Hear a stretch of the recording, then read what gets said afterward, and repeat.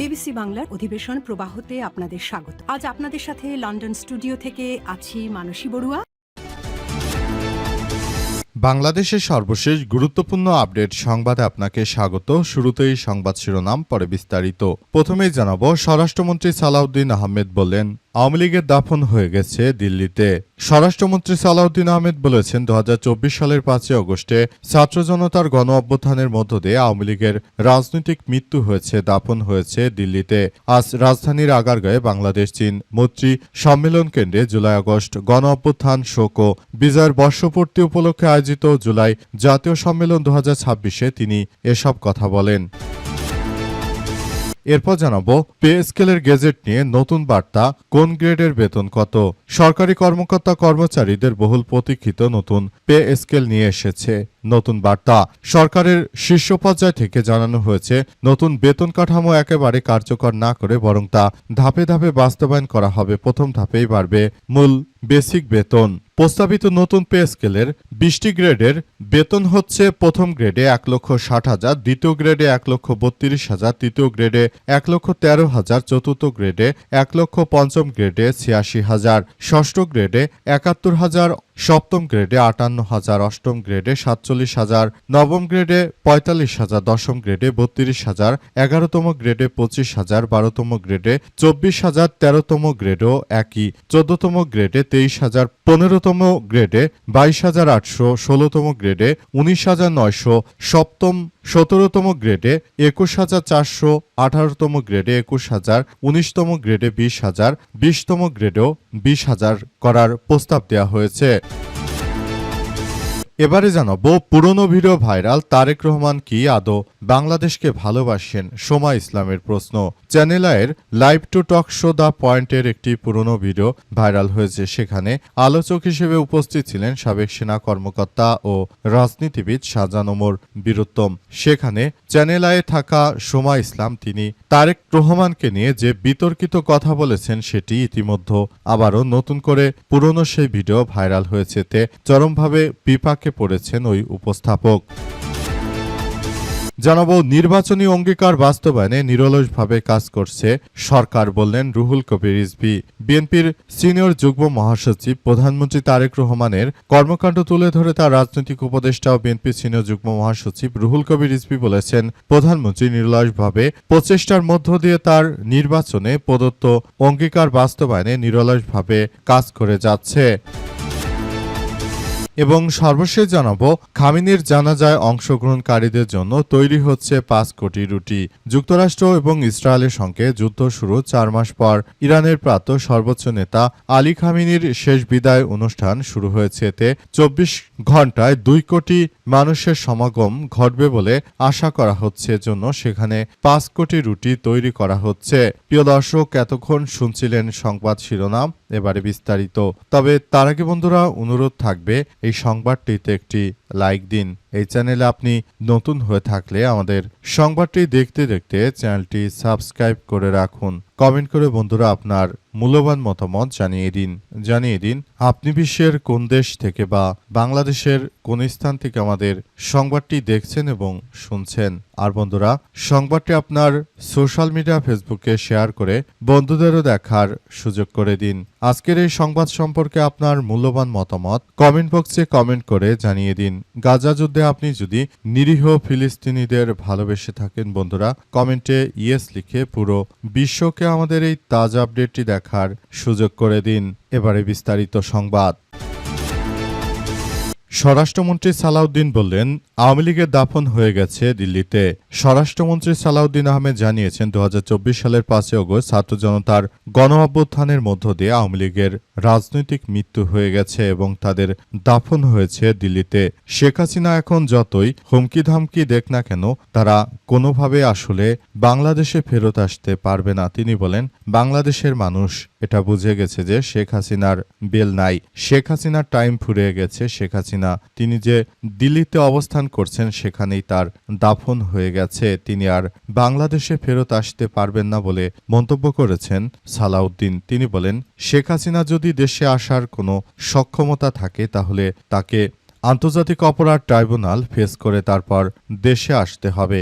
সেটা তিনি কখনোই পারবেন না এবং সেটা যেহেতু পারবেন না, সুতরাং তার দেশে আসা কোনোভাবেই আর সম্ভব নয়। আওয়ামী লীগ দীর্ঘদিন ধরে দীর্ঘ 17 বছর ধরে বাংলাদেশের মানুষের উপর যে অত্যাচার করেছে, সেই অত্যাচারের কালো অধ্যায় শেষ হয়ে গেছে।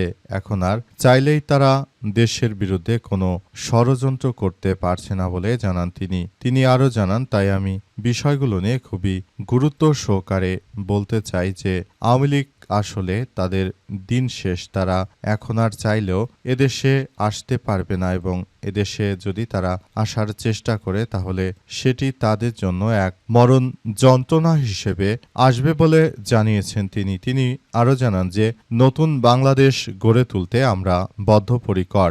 যতই আওয়ামী লীগের দালালেরা তারা চেষ্টা করুক না কেন, তারা বিএনপির এই উন্নয়নের সমৃদ্ধ অগ্রযাত্রাকে তারা কখনোই আর ফেলতে পারবে না। তারা নতুন করে দেশটাকে আর ধ্বংসের মুখে নিতে পারবে না বলে জানান স্বরাষ্ট্রমন্ত্রী সালাউদ্দিন। তিনি বলেন, নতুন বাংলাদেশ গড়ে তুলতে আমাদের সবাইকে একসঙ্গে কাজ করতে হবে। দেশটাকে সুন্দরভাবে সুন্দর অবস্থানে নিয়ে যাওয়ার জন্য সবাইকে একযোগে আসলে কার্যক্রম অব্যাহত রাখতে হবে বলে জানিয়েছেন স্বরাষ্ট্রমন্ত্রী সালাউদ্দিন। পে স্কেলের গেজেট নিয়ে নতুন বার্তা, কোন গ্রেডে বেতন কত? সরকারি কর্মকর্তা কর্মচারীদের বহু পরীক্ষিত নতুন পে স্কেল নিয়ে এসেছে নতুন বার্তা। সরকারের শীর্ষ পর্যায় থেকে জানানো হয়েছে, নতুন বেতন কাঠামো একেবারে কার্যকর না করে ধাপে ধাপে তা বাস্তবায়ন করা হবে। প্রথম ধাপেই বাড়বে মূল বেতন বা বেসিক বেতন। এদিকে অর্থ মন্ত্রণালয়ের সূত্র বলছে, চলতি মাসেই গেজেট প্রকাশ হতে পারে।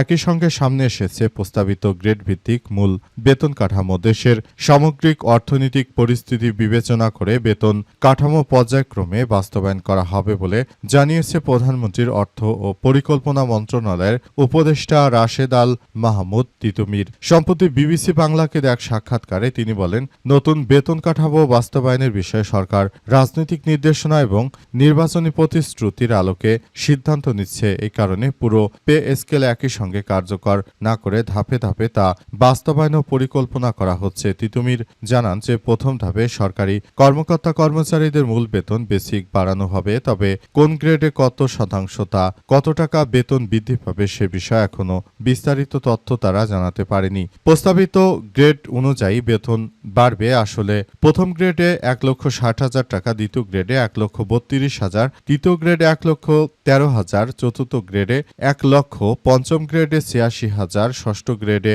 71,000, সপ্তম গ্রেডে 47,000, নবম গ্রেডে 45,000, দশম গ্রেডে 32,000, 11তম গ্রেডে 25,000 টাকা, 12তম গ্রেডে 24,000, 13তম গ্রেডে 24,000, 14তম গ্রেডে 23,500 টাকা, পঞ্চম গ্রেডে 22,800 টাকা, 16তম গ্রেডে 21,900 টাকা, 17তম গ্রেডে 21,400 টাকা, 18তম গ্রেডে 21,000 টাকা, 19তম গ্রেডে 20,500, 20তম গ্রেডে 20,000 টাকা। তারেক রহমানকে আদৌ বাংলাদেশকে ভালোবাসে সোমা ইসলামের প্রশ্ন। চ্যানেল আইয়ের live to talk show the পয়েন্টের একটি পুরনো ভিডিও ভাইরাল হয়েছে। সেখানে আলোচক হিসেবে উপস্থিত ছিলেন সাবেক সেনা কর্মকর্তা ও রাজনীতিবিদ শাহজাহান ওমর বীরুত্তম, আর উপস্থাপক ছিলেন সোমা ইসলাম। তিনি শাহজাহান ওমরকে প্রশ্ন করেন, তারেক রহমান কি আদৌ বাংলাদেশ বা গণতন্ত্রকে ভালোবাসে? দৈনিক আমার দেশের যুগ্ম সম্পাদক এম আবদুল্লাহ এবং আল জাজিরার অনুসন্ধানী সাংবাদিক জুলকারনাইন ছায়ের একটি ভিডিও শেয়ার করেছেন। সেখানে সোমা ইসলামকে এই প্রশ্ন করতে দেখা গেছে।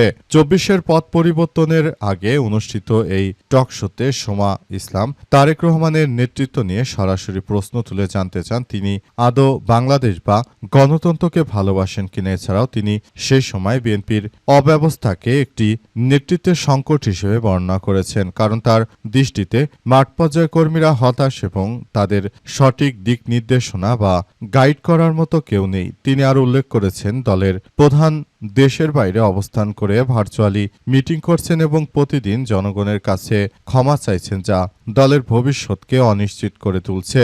এছাড়াও তিনি বিএনপির অভ্যন্তরের নেতৃত্ববৃন্দকে পরিবর্তন নিয়েও নানা প্রশ্ন তুলেছেন।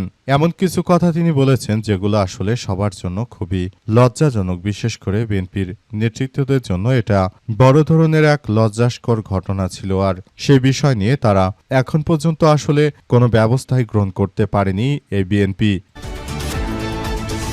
বর্তমান সরকার তার নির্বাচনের আগে দেয়া প্রতিশ্রুতি অনুযায়ী নিরলসভাবে কাজ করছে বললেন রুহুল কবির রিজভী।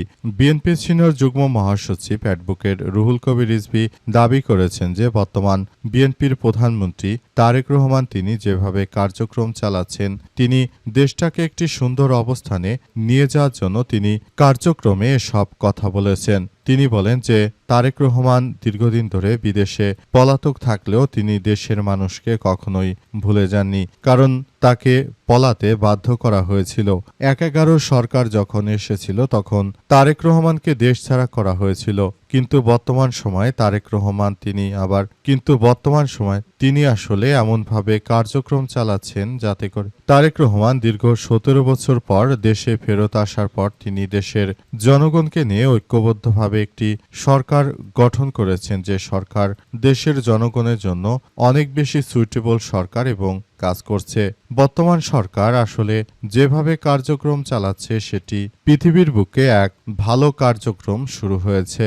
বর্তমানে আসলে যে ধরনের কার্যক্রম তারা শুরু করেছে এটা আমাদের সবার জন্য এক অতীব গুরুত্বপূর্ণ একটি কার্যক্রম হিসেবে আবির্ভূত হচ্ছে বলে উল্লেখ করা হয়েছে।